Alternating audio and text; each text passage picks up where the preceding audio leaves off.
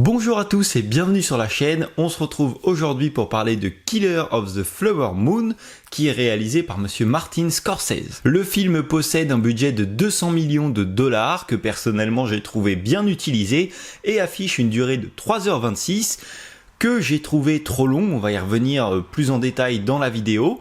Mais voilà, 3h26, c'était de trop pour moi. Et puis bien sûr, à l'affiche de ce Scorsese, nous avions un beau casting, dont Leonardo DiCaprio, Lily Gladstone et Robert De Niro, qui pareil, on y reviendra dans la vidéo, livre une superbe performance. L'histoire de ce film se déroule dans les années 1920, où l'on va suivre plusieurs membres de la tribu des Osages, qui comme nous l'avons vu dans la bande-annonce, ont trouvé du pétrole sur leur terre. Comme tu t'en doutes, l'argent attire la convoitise des Blancs et on va retrouver plusieurs d'entre eux assassinés mystérieusement et du coup le FBI va venir mener l'enquête. Comme tu l'as vu dans ma miniature et comme on en a parlé juste au début, 3h26 c'était beaucoup trop long pour moi.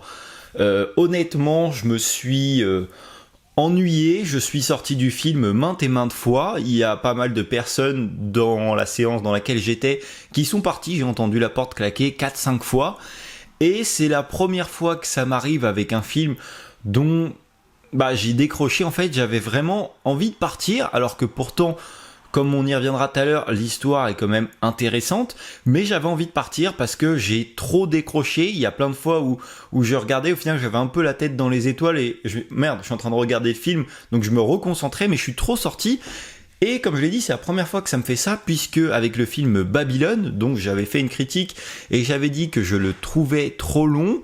Au final, avec le recul, il y a pas mal de scènes qui me restent en tête, il y a pas mal de scènes qui tournent et j'ai vraiment envie de le revoir, même si j'avoue que je l'avais trouvé un peu long, mais j'avais pas autant décroché que là, où j'avoue que là j'en avais quand même un peu marre. Surtout qu'il y a de nombreuses fois où j'ai trouvé les dialogues assez monotones, alors je dis vraiment ça entre guillemets, j'ai pas envie qu'on me dise oui, enfin bref, c'est entre guillemets dans le sens où je veux dire que le film est déjà assez long comme ça. Il y a quelques parts d'action, mais il y a certains dialogues qu'on aurait pu largement accélérer, qui n'avaient pas lieu d'être aussi longs, aussi... Ils n'étaient pas vraiment hyper utiles au film en soi, ce qui se disait était important, mais on aurait pu largement accélérer quelques scènes pour couper le film à 2h30, grand maximum. Je pense que, en tout cas, moi, ça m'aurait bien plus plu que là. Pour moi, on a vraiment une bonne heure en trop. D'ailleurs, c'est à ce moment-là que j'ai commencé à regarder ma montre. Passé les 2 heures, je me suis dit, putain, il reste encore 1 heure, alors que là, je suis déjà rassasié, même si j'avais quand même envie de savoir la fin du film.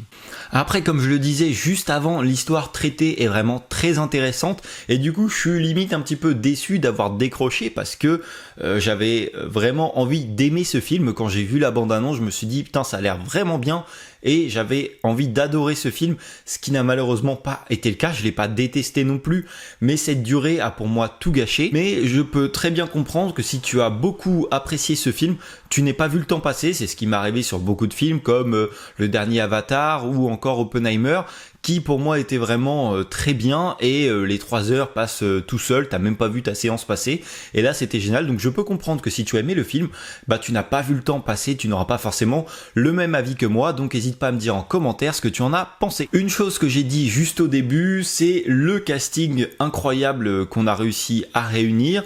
Et en plus d'être incroyable, il y a certains films où on a des noms mais il n'y a rien qui se passe. Là, faut dire ce qui est, le jeu d'acteurs et encore plus ceux des 3 acteurs principaux que j'ai cités tout au début.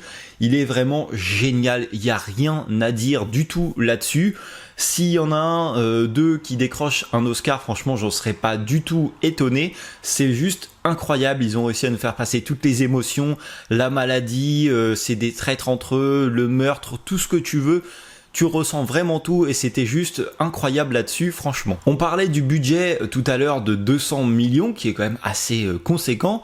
Et pareil, en plus du casting, qu'il a bien sûr fallu payer, au niveau des décors, au niveau de la reconstitution des années 1920, honnêtement, je m'y suis vraiment cru, que ce soit dans les maisons, à l'extérieur, avec les costumes des personnages, le maquillage, les décors. Tout ce que tu veux était vraiment top. Et d'ailleurs, il y a une petite scène qui, moi, m'a fait sourire. Il y a un moment De Niro qui vient chercher DiCaprio avec une voiture et lui il sort en disant ah vous avez sorti, alors je me souviens plus de la marque de la voiture mais il la cite comme une marque de luxe, une voiture très haut de gamme, et moi j'ai fait la comparaison en fait dans ma tête avec les voitures haut de gamme qu'on a maintenant et tu vois qu'il y a un réel fossé entre les deux et du coup ça m'a fait sourire, j'ai bien aimé cette petite scène. Après comme je le disais tout au début, outre le fait que j'ai trouvé le temps très long sur ce film, l'histoire traitée est vraiment hyper intéressante, on va y voir tout le racisme et le mépris qu'ont les blancs envers les Osages, alors qu'à la base c'est eux qui ont trouvé le pétrole, ils ont rien demandé, mais l'argent attire toujours la convoitise et c'est bien montré dans ce film. On peut y voir aussi toute une sorte de manipulation des blancs qui est vraiment bien faite et qui est encore mieux appuyée, comme je le disais tout à l'heure, grâce au jeu d'acteurs. Franchement, c'était juste génial. Et j'ai également une petite déception, c'est la scène finale. Alors je vais pas rentrer dans les détails parce que je ne vais pas vous spoiler, mais j'avoue avoir été déçu, je n'ai pas forcément compris la tournure finale que ça a pris. J'aurais aimé que ça finisse autrement, d'une autre manière en tout cas. Donc voilà, ça allait avec ma séance au final. Un temps un petit peu long et puis quelques scènes qui m'ont pas forcément plus plu que ça, j'attendais autre chose. Au final, le film en soi n'est pas mauvais, il est juste trop long à mon sens.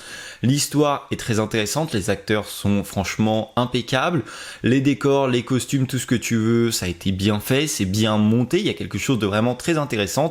Avec une durée un peu plus courte, personnellement, j'aurais beaucoup plus accroché au projet. Après je vous invite quand même à aller le découvrir pour vous faire votre propre avis. Peut-être que vous, ça va plus vous plaire qu'à moi et vous n'allez pas voir le temps passer. Et puis également, il faut bien soutenir le cinéma, hein, les grands réalisateurs, il n'y en a pas tant que ça. Des gros projets comme ça qui sortent, il n'y en a pas tant que ça. Donc je vous conseille quand même d'aller le voir, même si vous n'aimez pas forcément le film au final. Déjà vous l'aurez découvert, vous vous serez fait votre propre avis et puis vous aurez soutenu également les réalisateurs. Donc voilà, c'est tout pour mon avis sur Killer of the Flower Moon. Si tu as aimé la vidéo, n'hésite pas à mettre un petit like, n'hésite pas à t'abonner à la chaîne, et puis moi je te dis à la prochaine pour une nouvelle vidéo. Salut!